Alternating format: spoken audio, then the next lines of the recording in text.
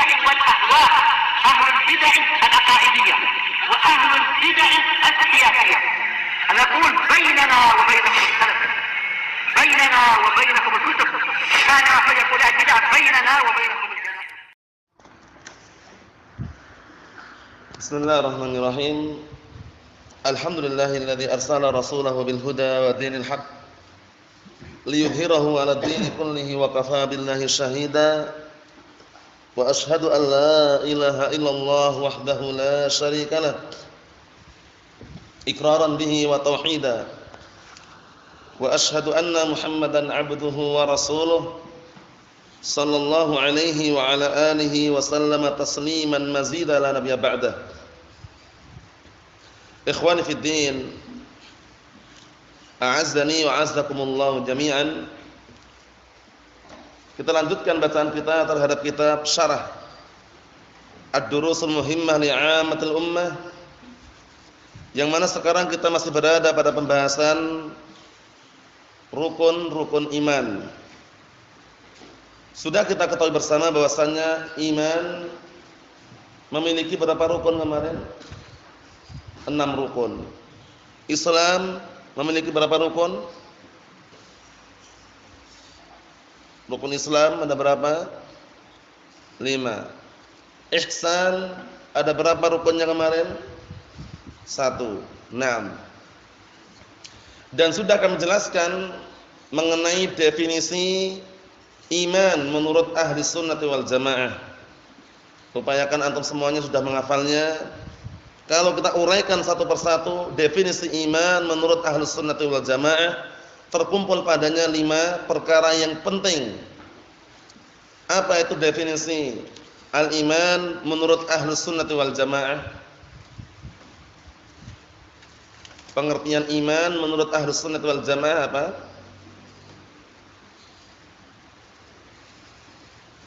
Kemarin ada. Antum Hamdalah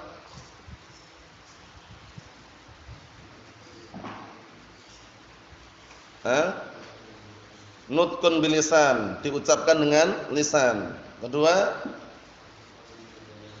wa'tiqadun bil janan, diyakini dengan hati. Ketiga, wa amalun bil jawarihi wal arkan, diamalkan dengan anggota badan. Yang keempat,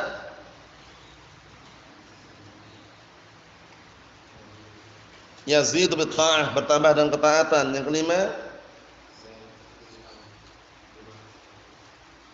wa yanqusu bil ma'siyah, nah berkurang dengan kemaksiatan. Nah, 5 perkara ini kalau kita jadikan satu adalah definisi iman menurut ahli sunnati wal jamaah.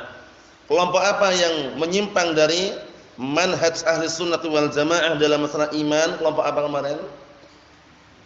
Murji'ah. Mereka meyakini bagaimana? Abdullah,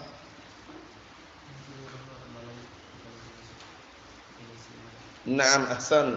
Mereka meyakini bahwasanya yang namanya amalan bukan masuk atau tidak masuk dalam definisi iman. Jadi iman itu enggak perlu amalan menurut orang-orang Murji'ah. Jadi orang beriman enggak perlu amalan, cukup dia meyakini aku beriman atau mengucapkan aku beriman sudah dianggap imannya.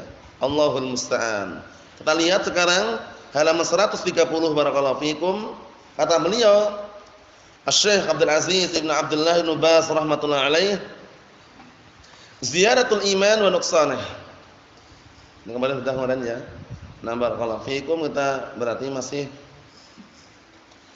afan. Sekarang kita masuki halaman yang 132, afan. 132 yaitu atharun ma'siyah 'alal iman, pengaruh kemaksiatan terhadap keimanan. Pengaruhnya kemaksiatan terhadap keimanan. Ini tentunya sangat besar sekali pengaruhnya.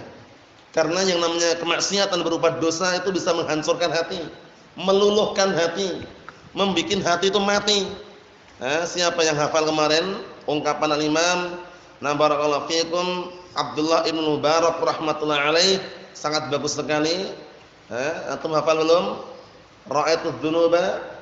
Sudah hafal belum? Antum?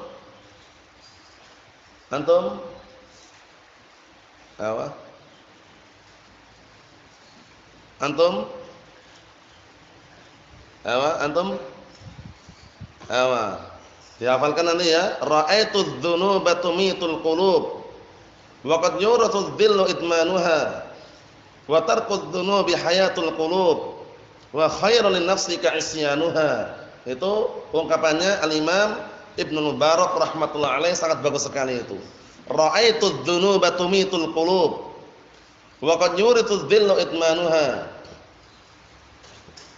wa qad yurathu dhilla idmanuha wa tarku dzunubi hayatul qulub wa khairun lin nafsika isyanuha. Artinya apa? Aku melihat dosa-dosa itu bisa mematikan hati. Dan orang yang terus-menerus di atas dosa itu akan mewariskan apa? Kerendahan.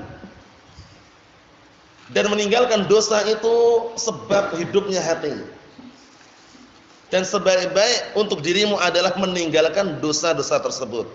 Ra'aitu dzunuba tumitul qulub wa qad yurithu dhilla idmanuha wa tarku dzunubi hayatul qulub wa khairun nafsika isyanuha wa khairun li nafsika isyanuha. Paham ya? Nah, itu ungkapan yang sering dinukilkan para ulama mengenai bahayanya dosa terhadap apa?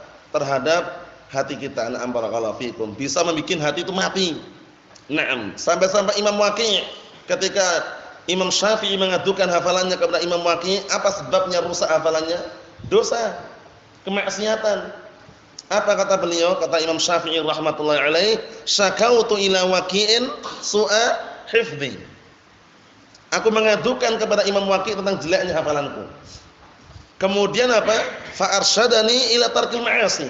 Imam Waqi' mengarahkan kepadaku agar meninggalkan kemaksiatan-kemaksiatan. Wa qala i'lam. Kemudian Imam Waqi' mengatakan i'lam, ketahuilah. Ketahuilah bi annal ilma nurun, bahwasanya ilmu itu adalah cahaya. Wa nurullahi la yu'tahu lil 'asi. Sedangkan cahaya Allah taala tidak diberikan kepada pelaku maksiat. Na'am barakallahu fikum. Ikhwani fid din azza wa jazakumullah, kita lihat apa yang disampaikan di sini. Pengaruhnya kemaksiatan terhadap keimanan. Al-ma'siyatu hiya khilafut ta'ah, sawa'un kana tarkan li amrin aw irtikaban li nahyin. Masyaallah. Kemaksiatan itu definisinya adalah lawan daripada ketaatan. Jadi lawan ketaatan apa? Kemaksiatan. Ketaatan sebab bertambahnya apa? Keimanan. Kemaksiatan sebab berkurangnya apa? Keimanan. Mohon insyaallah ya. Na'am barakallahu fikum. Kita lihat di sini. Baik kemaksiatan itu berupa apa? Meninggalkan perintah-perintah Allah atau perintah-perintah syariat, atau berupa mengerjakan perkara-perkara yang dilarang. Jadi kemaksiatan itu ada dua jenis ini ya. Imma dia itu melakukan perkara yang diharamkan atau meninggalkan perintah. Nah, barakallahu fikum, seperti itu. Wal imanu kama sabaqa ma'rifatu dzalik. Adapun iman definisinya sungguh telah kita lewati definisinya.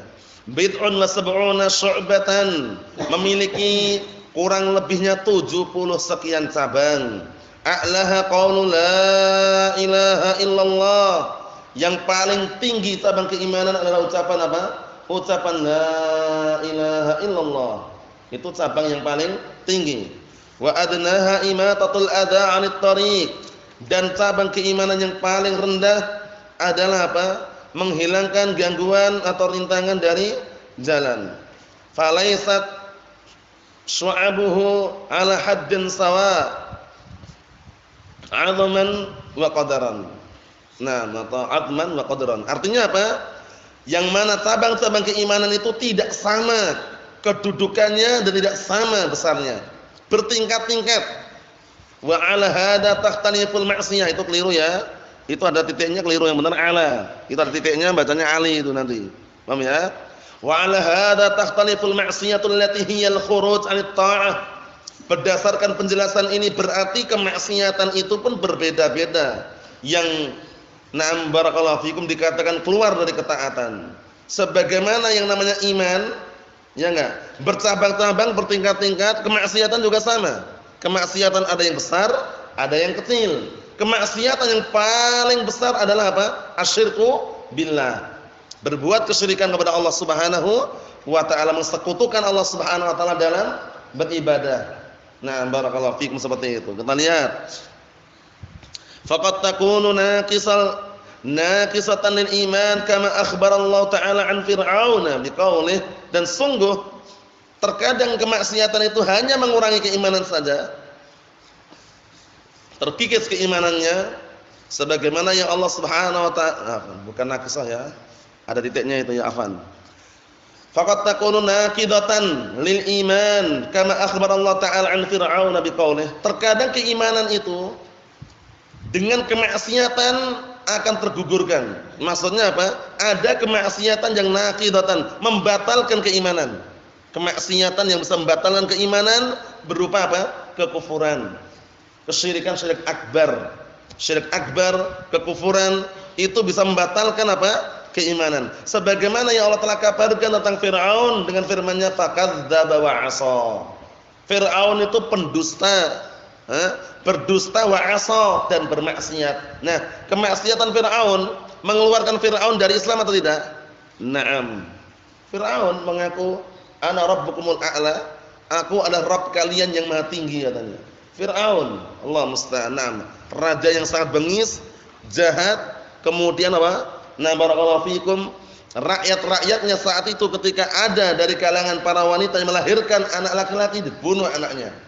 Nah, ya, karena enggak ingin nanti anak laki-laki tadi tumbuh melawan Fir'aun gitu loh. Nah, alhamdulillah Allah Subhanahu wa taala apa? Berikan kemuliaan kepada Nabi Musa alaihissalam. Saat itu lahir di tengah-tengah apa? Di tengah-tengah Fir'aun dan kaumnya. Nah, barakallahu fikum, Allah telah selamatkan. Karena istrinya Fir'aun, bagaimana istrinya Fir'aun? Mukminah atau musyrikah? Mukminah, diasuh oleh istrinya Fir'aun. Di dalam apa? Na'am barakallahu fikum, rumah kerajaannya. Fir'aun enggak tahu awal mulanya kalau besar menjadi musuh. Paham ya? Tapi itu sudah sunnatullah jalla wa ala. Na'am barakallahu fikum. Nabi Musa alaihissalam lahir di tengah-tengah Fir'aun tadi itu, kemudian Allah telah selamatkan melalui istri Fir'aun sendiri. Istri Fir'aun sendiri setelah besar memang musuh. Nabi Musa alaihissalam mendakwakan tauhid, mengajak agar beriman kepada Allah Subhanahu wa taala, sedangkan Fir'aun mengajak kepada apa? Kesyirikan. Sampai Nabi Musa alaihissalam, na barakallahu fikum, dikejar, hendak dibunuh, sampai Fir'aun mengirimkan tukang sihir. Enggak sembarangan tukang sihir, handal nih ya. Tukang sihir yang sudah handal, intinya apa? Mampu untuk mengelabui mata-mata manusia. Tapi Musa alaihissalam Allah telah berikan mukjizat yang sangat besar berupa apa? Tongkat. Nah, barakallahu fikum. Suatu ketika sempat ketakutan ketika dipertunjukkan tukang sihir di hadapan Nabi Musa alaihissalam, menjadikan tali-tali seakan-akan ular yang sangat banyak, sempat ketakutan. Tapi apa kata Allah Subhanahu wa taala? Allah telah perintahkan Nabi Musa untuk memukulkan tongkatnya. Ternyata tongkatnya begitu dipukulkan langsung berubah menjadi ular yang sangat besar. Ular beneran, enggak sembarangan ini. Kalau mereka tadi kan tukang sihir mengubah, membuat mata manusia itu seakan-akan na barakallahu fikum termakan sihir tadi itu. Sehingga nampak tali-tali itu kayak ular gitu. Paham ya? Kalau ini tidak, mukjizat yang besar ini, tongkat ini dipukulkan langsung menjadi ular yang besar. Dimakan semua ular-ular yang palsu tadi itu. Nah, barakallahu fikum. Akhirnya banyak dari kalangan orang-orang yang awal mulanya pengikut Fir'aun beriman kepada Allah Subhanahu wa taala. Gunakanlah kekuatan. Orang-orang ahlu bid'ah wad dhalal, ahlul batil, kalau sudah kalah hujjah, mereka menggunakan kekuatan. Paham ya? Akhirnya apa? Bagaimana caranya? Nabi Musa ditangkap, dibunuh. Bayangkan itu. Kalah. Ya, kalah hujjah. Nah, barakallahu fikum yang disebutkan di dalam kisah tersebut. Nah, kita lihat. Waqad takunu fi ma duna dzalik ma la yasul biha khuruj minal iman walakinna taqdah bi dzalika bin naqsi wat tashwih. Masyaallah, Allahul musta'an. Terkadang kemaksiatan di bawahnya tidak sampai membatalkan, menghilangkan keimanan, tidak sampai mengeluarkan seseorang dari keimanan, akan tetapi mencoreng, taqdah, mencoreng, mengotori, merusak keimanan tersebut dengan naqs, berkurang, wat tashwih, kotoran. Paham ya? Jadi merusak keimanan tersebut dengan apa? Berkurangnya keimanan dan terkotori keimanannya. Kadang seperti itu. Faman ata al-kaba'ir kaz-zina was-saraqah wa syurbil khamr wa nahwi dzalik ghaira mu'taqidi hilliha dhahaba ma fi qalbihi minal khasyiyah wal khusyu' wan nur. Allahul musta'an. Kita lihat di sini.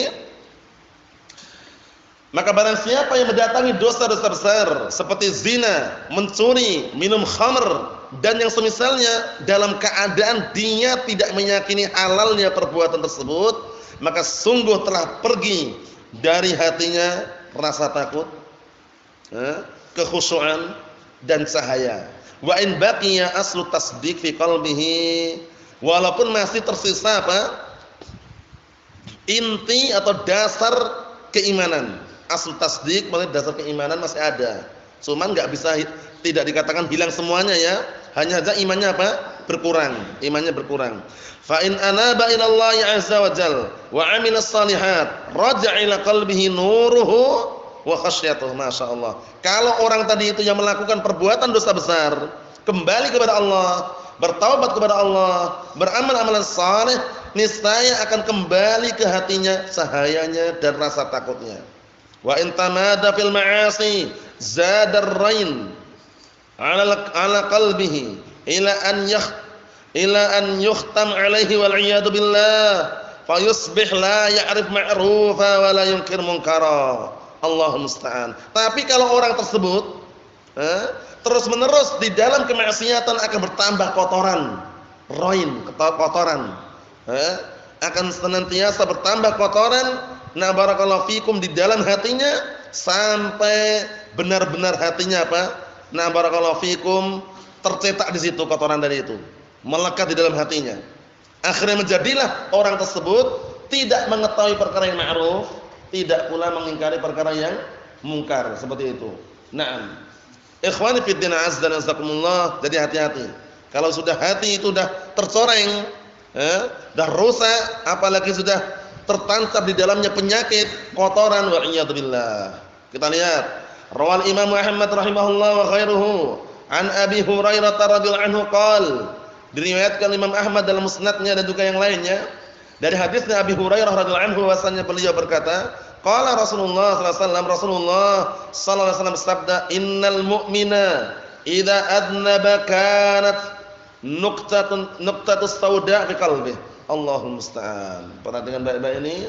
Seorang mukmin apabila berbuat dosa, adnaba, berbuat dosa, sering berbuat dosa, niscaya apa kata beliau sallallahu alaihi wasallam, niscaya akan apa? Akan ada titik hitam di dalam hatinya. Paham ya? Di dalam hatinya sudah ada titik hitam. Fa in taba wa naza'a wastaghfara saqula qalbu. Apabila orang tersebut tobat dan mencabutnya dan beristighfar, niscaya apa? Hatinya pun akan apa? Akan terlepaskan dari kotoran dari itu. Akan hilang titik hitam dari itu. Paham ya? Akan bersih. Wa in zadat. Kalau justru orang tersebut semakin bertambah perbuatan dosanya, bertambah pula titik-titik hitam yang ada di dalam hatinya, wal iyad billah, hatta ya'luwa qalbuhu dzakar rain alladzi dzakarallahu azza wa jalla fil Qur'an, sampai benar-benar titik hitam tersebut meninggi di dalam hatinya, sebagaimana Allah telah sebutkan, kalla bal rana ala qulubihim ma kanu yaksibun. Sekali-kali tidak, bahkan telah mengotori yang ada di dalam hati-hati mereka, perbuatan-perbuatan yang dulu mereka kerjakan. Terkotori dengan apa tadi? Rain. Terkotori dengan perbuatan-perbuatan dosa, menetap, melekat di hati-hati mereka, wal iyad billah. Ikhwani fi din azza wa jazakumullah wa hafizakumullah jami'an. Kita ambil dikit lagi. Nawaqidul iman wal Islam, pembatal-pembatal keimanan dan keislaman. Yuqsadu bi nawaqidil iman ma yudhibuhu ba'da ad-dukhuli fih. Yang diinginkan dengan pembatal keimanan adalah yaitu sesuatu yang membuat iman itu hilang dari seseorang setelah masuk. Jadi keimanan setelah masuk kepada seseorang hilang. Dihilangkan dengan apa? Dengan sesuatu tersebut. Kita lihat apa di antaranya? Minha di antaranya ingkaru ar-rububiyyati aw syai' min khasa'isha. Yang pertama, mengingkari rububiyah Allah Subhanahu wa taala atau sedikit daripada kekhususan Allah Subhanahu wa taala. Dia ingkari, enggak percaya. Aku enggak percaya kalau Allah taala itu mencipta. Aku enggak percaya kalau Allah taala itu memberikan rezeki. Au du'a syai'in minha, atau justru na barakallahu fikum, na'am, berdoa kepada sesuatu yang mengingkari apa? Berdoa kepada sesuatu dari rububiyah Allah Subhanahu wa taala. Au tasdiqal mudda'i lidzalik, atau membenarkan orang yang mengaku-ngaku mengingkari rububiyah tersebut. Yaqulullah ta'ala, Allah telah berfirman, wa qalu ma hiya illa hayatuna dunya namutu wa nahya wa ma yuhlikuna illa ad-dahr wa ma lahum bidzalika min ilmin inhum illa yadhunnun. Artinya, mereka berkata, tidaklah hidup kami ini, tidaklah kami hidup di dunia, hidup dan mati, melainkan yang membinasakan adalah masa. Antum tahu masa atau tidak? Siang dan malam ini. Ya, siang dan malam masa inilah yang menghancurkan, yang bikin kami hidup dan mati. Paham ya? Jadi mereka enggak meyakini bahwasanya Allah taala yang mematikan, gitu loh. Dan enggak meyakini bahwasanya Allah taala akan membangkitkan nanti. Za'amal ladzina kafaru an lan yub'atsu qul bala wa rabbi la tub'atsunna tsumma la tunabba'unna bima 'amiltum wa dzalika 'ala Allahi yasir. Orang-orang kafir mereka beranggapan bahwasanya kami tidak akan dibangkitkan kembali, katanya. Katakanlah, qul bala wa rabbi, bahkan demi Rabbku, la tub'atsunna, kalian akan dibangkitkan kembali, summa la tunabba'unna bima 'amiltum, kemudian kalian akan dikabarkan dengan apa? Perbuatan-perbuatan yang dulu kalian kerjakan. Wa dzalika 'ala Allahi yasir. Bagi Allah taala mudah. Kalau cuma membangkitkan kembali, itu mudah bagi Allah Subhanahu wa taala. Kenapa mudah? Antum? Kenapa mudah? Menciptakan ada, mampu dan memungkinkan sesuatu yang enggak ada, apalagi kalau cuma ngulangi, gitu loh. Kalau kita bagaimana kita? Kita bisanya cuma mengubah. Si fulan menciptakan pesawat katanya. Si fulan menciptakan mobil baru. Si fulan bisa bikin apa? Motor model baru. Itu bukan menciptakan, mengubah. Hanya bisanya mengubah. Mengubah benda yang belum jadi menjadi jadi.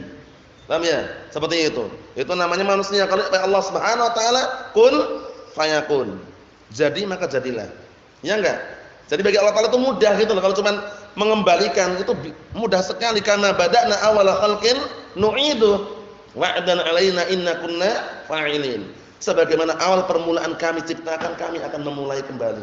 Akan kami pulihkan kembali. Oleh karena itu ada satu tulang. Kalau orang dikuburkan, mati, hancur dimakan oleh tanah, ada satu tulang yang tidak hancur. Tulang apa?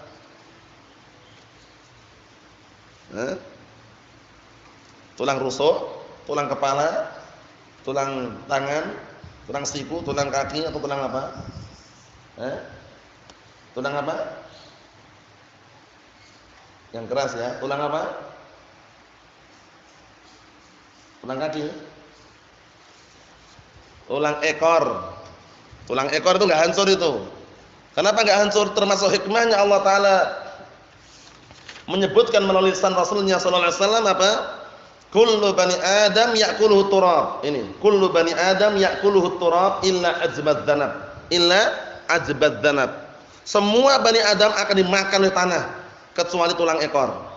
Kecuali tulang apa? Tulang ekor. Minhu khuliq wa fihi yurakkab. Dari tulang ekor itu akan diciptakan kembali dan akan disusun kembali. Jadi tulang ekor enggak hancur. Tulang ekor tidak hancur karena kita lewati kan, termasuk makhluk-makhluk Allah taala yang tidak mengalami kepunahan, kekal ada terus. Ada berapa makhluk yang sudah kita lewati dulu? 8 makhluk. Ada 8 makhluk yang apa? Yang tidak mengalami kepunahan. Sebutkan di antaranya. Apa? Manusia punah nanti, hancur. Makhluk Allah taala yang kekal itu maksudnya. Ada beberapa makhluk, ada 8 ya kan? Sebutkan. Arsy, kursi, tulang ekor, pena, lauhul mahfuz, surga, neraka. Satu lagi. Apa? Antum? Antum? Antum? Roh. Ayo, jangan lupa. 8 makhluk ini upayakan tercatat. Kalau belum tercatat, catat nanti ya. Ayo, tercatat. 8 makhluk yang tidak mengalami kepunahan. Sebutkan pantunnya dengan suara yang keras.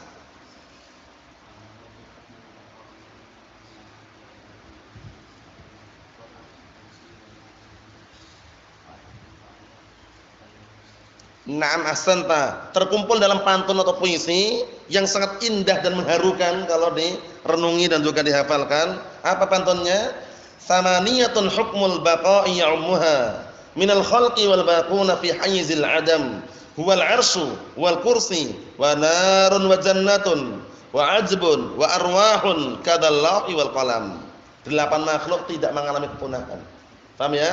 Tidak mengalami apa? Kemunahan, dalam artian kekal gitu loh makhluk tersebut. Di antaranya tulang apa tadi? Tulang ekor. Na'am barakallahu fikum, seperti itu. Kita lihat ayatnya tadi. Jadi mereka mengatakan tidaklah kami hidup dan mati melainkan masa inilah yang membuat kami mati dan hidup. Tidaklah yang ada pada mereka melainkan apa? Hanya dugaan, sangkaan, enggak punya ilmu. Jadi enggak ada ilmu di barakallahu fikum di sisi mereka. Allahul musta'an. Nah, seperti itu. Adapun yang berikutnya insyaallah taala yang kedua dan juga sampai yang selesai kita tunda pada pertemuan yang akan datang. Kesimpulannya, faedah yang kita ambil pada pertemuan kali ini adalah apa? Bahwasanya kemaksiatan itu sangat berpengaruh terhadap keimanan seorang hamba. Bisa membuat keimanan itu apa? Berkurang dengan sebab kemaksiatan tadi, yaitu berupa dosa-dosa atau yang semisalnya. Yang perlu antum hafal, yang masih memungkinkan antum menghafalnya adalah apa? Ungkapan Al-Imam Abdullah ibn Mubarak rahmatullah alaih sebagai apa? Tambahan faedah. Ra'aitu dzunuba tumitul qulub wa qad yurithu dhilla idmanuha wa tarku dzunubi hayatul qulub wa khairun lin nafsika isyanuha. Nanti yang mungkin belum tercatat bisa lihat yang lainnya. Barakallahu fikum. Kalau mau lihat yang paling terdekat, lihat mejanya Al-Akh Ibrahim itu. Paham ya? Di situ sudah tertulis, nanti tinggal apa? Tinggal disalin, dihafalkan. Barakallahu fikum. Wallahu a'lam bissawab. Alhamdulillahirabbil alamin.